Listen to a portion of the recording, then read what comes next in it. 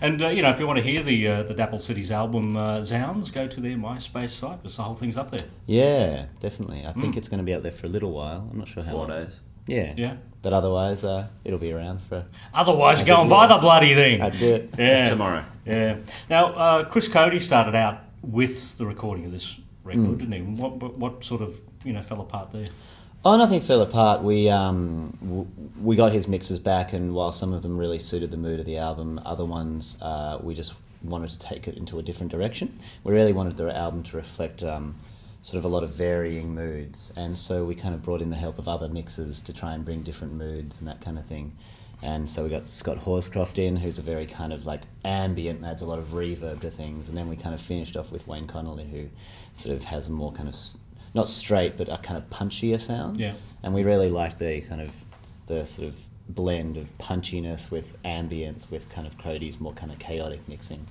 Yeah. Because Wayne, was quite prolific in the mid '90s, wasn't he? Massive. Yeah, and he's amazing to work with. He's like such a nice guy and very calm. And you'd say, oh, I kind of want it to sound like a fridge being sort of broken open by a pair of pliers, and he'd be like, okay, and you'll come back in 20 minutes and you're like, it's exactly, he's very good at knowing what you want. And fridge being broken open by a pair of pliers. It's actually a good name for a band, folks. Yeah. I think you're forming a band. I don't really know where that came from. There was not particularly creative at this time in the morning. But Yeah. Tell me about Dapple Cities and the global focus, because you're like an Australian band, but have very much been focused on the international market, particularly the United States. Yeah, well, as you said, we've always sort of had a global feel for ourselves in our music, and that just involves going to America and trying to do something, which seems to be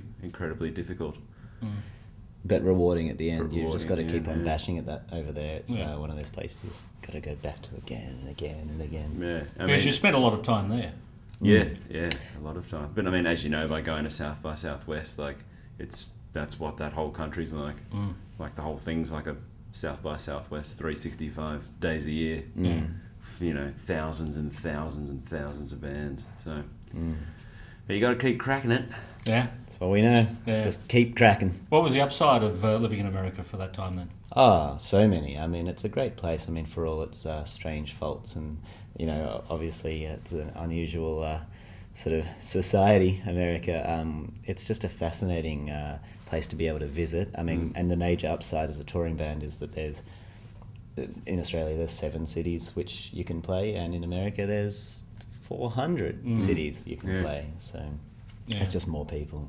You signed up with Danger Bird over there. Yeah. How's that relationship going? Awesome. Yeah. Yeah. Fantastic. That's home of the Silver Sun pickups, folks. Yeah. Yeah.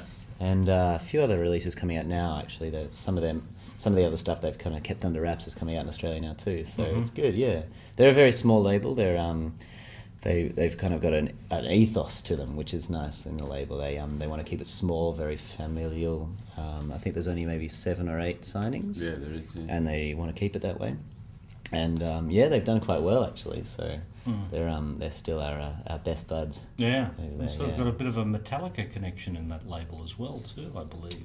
There is something, isn't there? The Silver Sun Pickups supported them. No, there's something And else managed by going the on. same Yeah, manager. there's like a management right, thing yeah. going on in there. Yeah. Yeah. Yeah, I mean, they kind of go way back. Like they've got a lot of cred. Like they go back into the '90s. Some of these guys who worked there, and they've kind of grown up with a lot of really important American music, and then decided to form their own label. So it's one of those kind of good cred labels as well. Yeah. I guess, because you've been around for so long and done so many shows, it's almost bordering on, calling you Dapple City's veteran Australian rock band. How many shows would you have done over the course of the years? Must be 400. hundreds now. Yeah. 400? I'd say so. No, more than that. Really? Yeah. Oh. We've been playing for I guess we say we've been around 10 years, but that's really that we were around when we were 14, so we wouldn't have toured until we were about 21. 21, which is strange. So yeah, I guess that's like 4 years of touring. Oh, I guess 100 shows a year.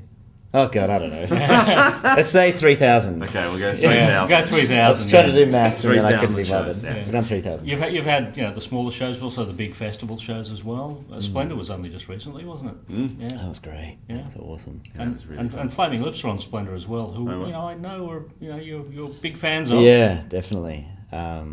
Their sort of their kind of live show where they just throw everything to the wind and just make everyone feel good and have a good time is something we really take stock in. Yeah.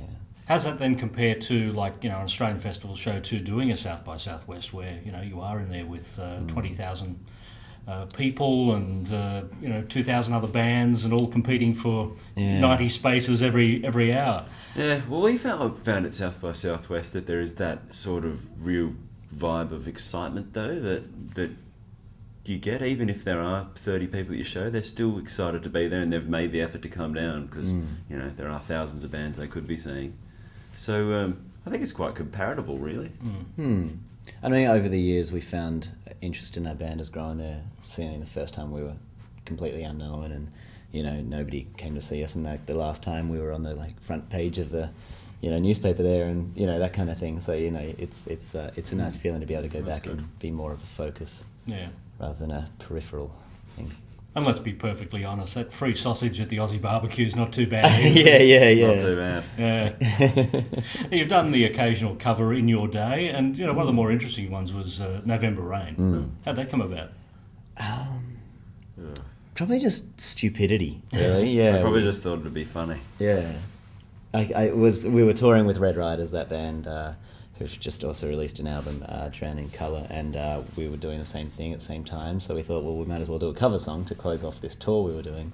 And we're both huge fans of that song, we grew up around the same time, so we thought we'd do the most impossible one of their songs to try and do, which turned out to be November Rain. Quite an epic. Yeah. Yeah.